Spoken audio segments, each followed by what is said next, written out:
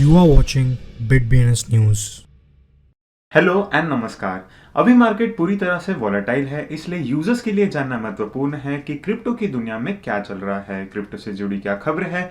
तो सुनिश्चित कीजिए कि रोज क्रिप्टो समाचार देखें और अपने आप को अपडेटेड रखिए। आज की हेडलाइंस: इथेरियम के नए स्मार्ट कॉन्ट्रैक्ट्स की संख्या में 58% की गिरावट। एफटीएक्स के पतन के बाद गोल्डमैन सैक्स स्टार्टअप्स में मिलियंस ऑफ डॉलर्स डालेगा। यूएस एफटीसी मिसलीडिंग एड्स पर क्रिप्टो फर्म्स की जांच करेगा। कंसेंसस मेटामास्क के यूजर्स का डेटा सिर्फ 7 दिनों के लिए ही एकत्रित करने का इरादा रखता है। पहले क्रिप्टो लिंक्ड ईटीएफ के लिए हांगकांग की दौड़ शुरू हुई। Sushi swap x sushi revenue का 100% ट्रेजरी वॉलेट्स में निर्देशित करने का प्रस्ताव रखता है। क्रिप्टो विंटर की बदौलत बिटकॉइन माइनिंग की डिफिकल्टी 7% से गिर गई। साउथ कोरिया के केंद्रीय बैंक ने स्टेबल कॉइन्स को रेगुलेट करने के लिए हाथ बढ़ाया। केंटकी माइनर्स को सस्ती बिजली देने वाले अनुबंधों की जांच करेगा। नाइकी ने एनएफटी प्रॉपर्टी RTFKT के कर्टसी से फर्स्ट नेटिव वेब3 की घोषणा की। माल्टा एनएफटीज को क्रिप्टो लॉस से एक्सक्लूड करने का प्लान बनाती है। लाइटकॉइन पिछले 24 घंटों में 9% से बढ़ता है और 12वीं सबसे बड़ी क्रिप्टो करेंसी का स्पॉट गेन करता है।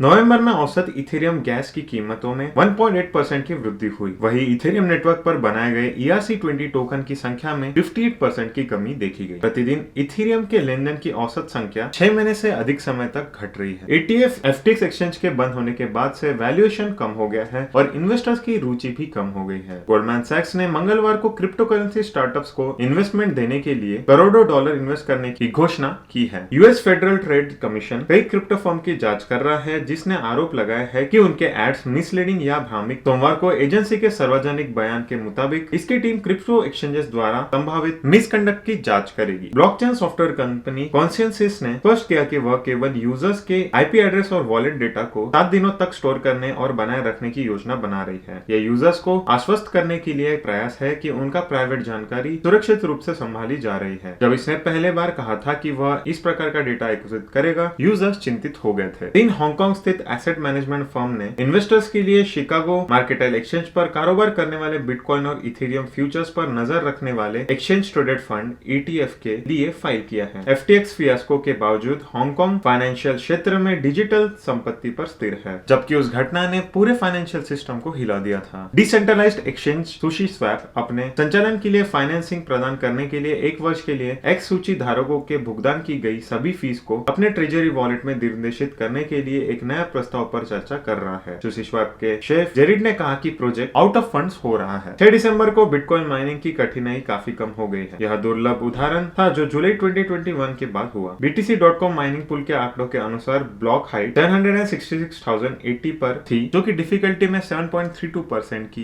गिरावट दिखाती है। बैंक ऑफ कोरिया ने दावा किया है कि उसमें से एक व्यापार क्रिप्टो करेंसी नियामक ढांचा स्थापित करने के लिए देश के धक्का को हिस्सा के रूप में सोमवार को प्रकाशित बैंक ऑफ कोरिया ने क्लेम किया कि एक अथॉरिटी की जरूरत है जो कि स्टेबल कॉइन्स को मॉनिटर और सुपरवाइज करेगी। यह रिपोर्ट सोमवार को पब्लिश की गई थी, जो कि कंट्री के क्रिप्टो रेगुलेटरी फ्रेमवर्क को पुश करने का एक पार्ट है।